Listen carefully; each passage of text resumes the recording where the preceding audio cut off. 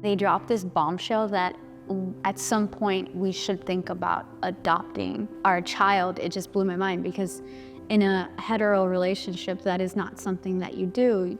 The father shows up to the birthing of the baby, signs a paper, and we're done. More same-sex couples are adopting their own biological children, like Eden and Jay Trevino, who are planning to do so when their baby arrives in mid-2025. We're super ecstatic, but also very nervous and anxious because this is a whole new journey for us. It's our first child, and it has been a 3-year process. Even in this process of parenthood, and just when we thought okay, there's a light at the end of this tunnel, it feels like there's a new hurdle we keep learning and discovering. In 2024, the ACLU tracked over 500 anti-LGBTQ+ bills in the US, with more than 40 passed.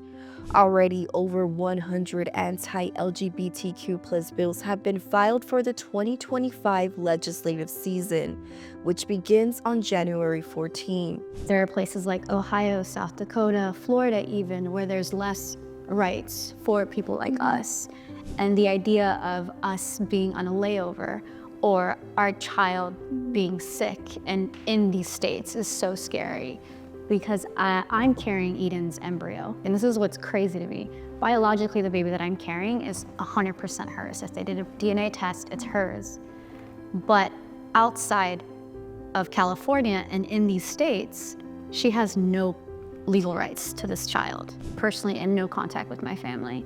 And in the event that if I passed away or something happened to me, legally, it would be my mother or my biological family who would have access to the child. And that is scary to think about too, Eden not being able to have the child, or them fighting in court for the child, which could potentially happen.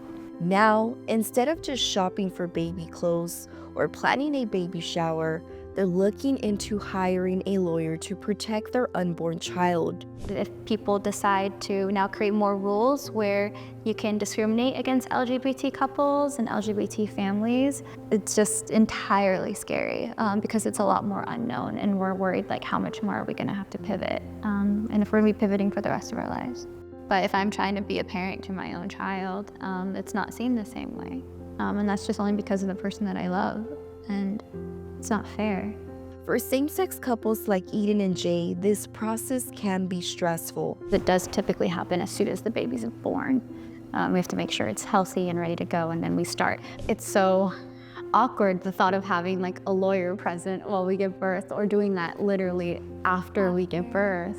But despite all the challenges, Eden and Jay aren't letting anything steal their joy. If you just take it one day at a time, one hurdle at a time, you can get through anything, and you can get to here if that's what you choose to do.